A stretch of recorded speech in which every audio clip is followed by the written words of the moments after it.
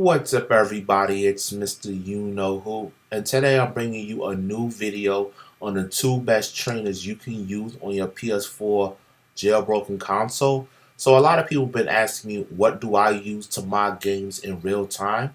And if you're unfamiliar with what I just said, that's basically playing the game and modding the game or adding cheats without the need of stopping what I'm doing to do it.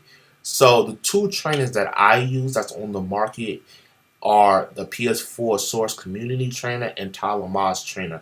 I did a video a while back explaining, TylerMods Trainer and what it has to offer, but I never did a video on the PS4 Source Community Trainer. So I want to share with you guys the pros and cons of each trainer, also explain why you would use one over the other.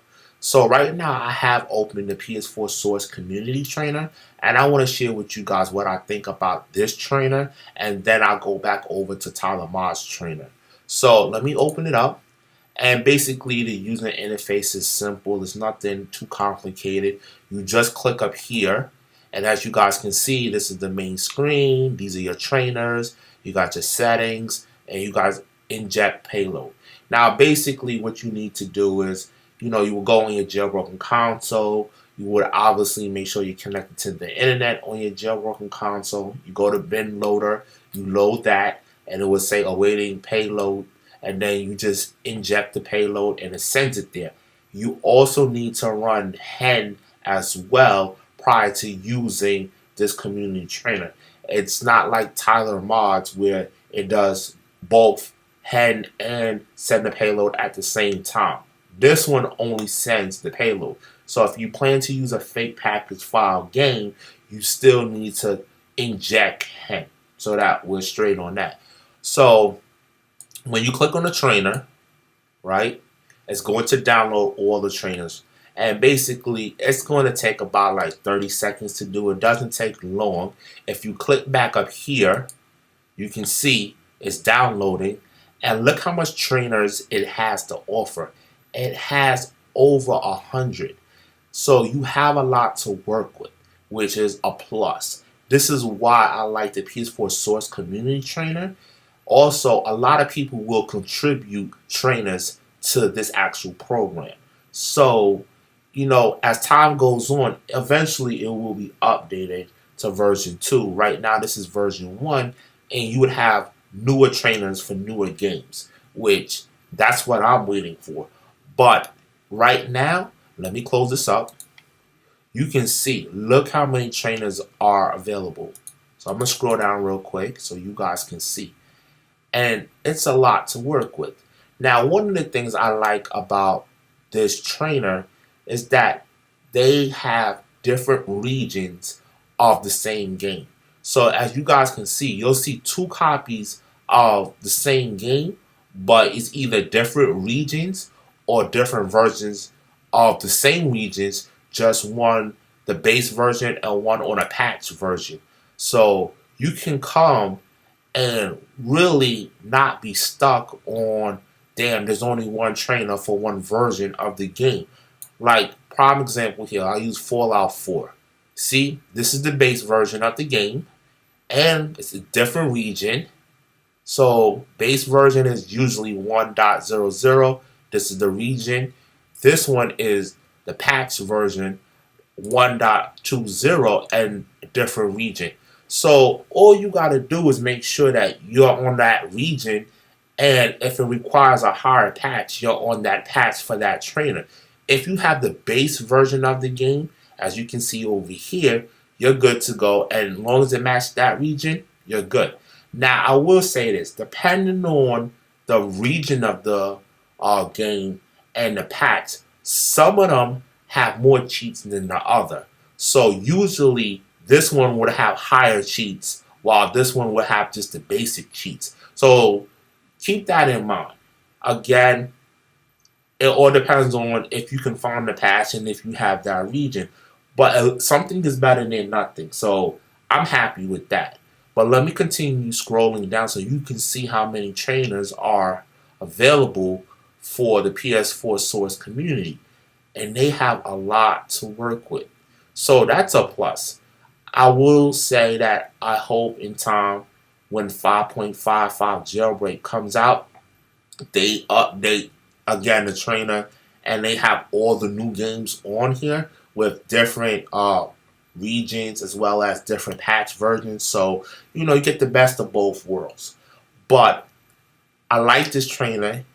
It incorporates, like I said, different regions, so you're never really stuck. You just gotta find either that region or that patch, match it up, and you good to go. So I'm almost done scrolling, and you can see like they really have a lot.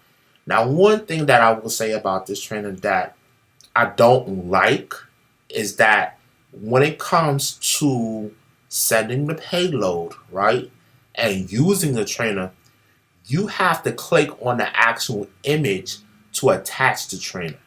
Now, I don't have a problem doing that, but I'd rather attach the trainer manually.